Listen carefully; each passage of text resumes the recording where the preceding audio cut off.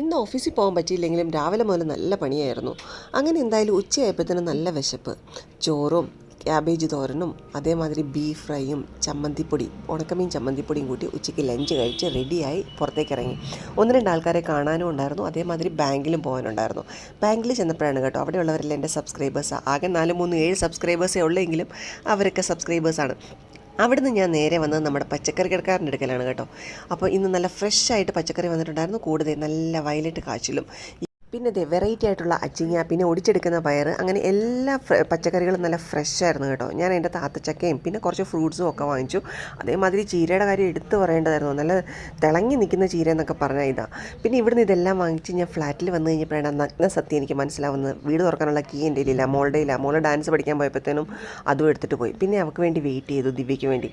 അങ്ങനെ ദിവ്യ വന്ന് ഞങ്ങൾ പിള്ളേരെ കൂട്ടി കഴിഞ്ഞപ്പോഴാണ് പിള്ളേർക്ക് പുറത്ത് പോയി ഫുഡ് കഴിക്കണം. എന്നാൽ പിന്നെ അങ്ങനെ ആയിക്കോട്ടെ എന്ന് വിചാരിച്ചതേ നമ്മൾ പനമ്പള്ളി നഗറിലുള്ള ഷിഫോസ് മോമോസിൽ വന്നു.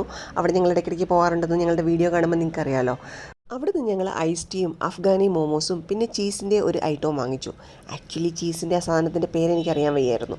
പിന്നെ ഞാൻ ഐസ് ടീ കുടിച്ചിട്ടില്ല. ഐസ് ടീ കുടിച്ച് കഴിഞ്ഞാൽ എനിക്ക് മൈഗ്രെയിൻ ഹിറ്റായാലോ എന്ന് പേടിച്ചിട്ട് ഞാൻ പച്ചവെള്ളം കുടിച്ച് വയറ് നിറച്ചു.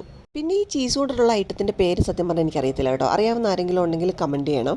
പിന്നെ എല്ലാം ഞങ്ങൾ ഓരോന്ന് വിധം വാങ്ങിച്ചോളൂ, അല്ലെങ്കിൽ രാത്രി വന്നു കഴിഞ്ഞാൽ പിള്ളേർ രാത്രിയിലൊന്നും കഴിക്കില്ല. അപ്പോൾ ഇത് ഈ ഡാൻസൊക്കെ കഴിഞ്ഞ് വിശന്നിരിക്കുന്നതുകൊണ്ടാണ് ഇതൊക്കെ കഴിച്ചത്.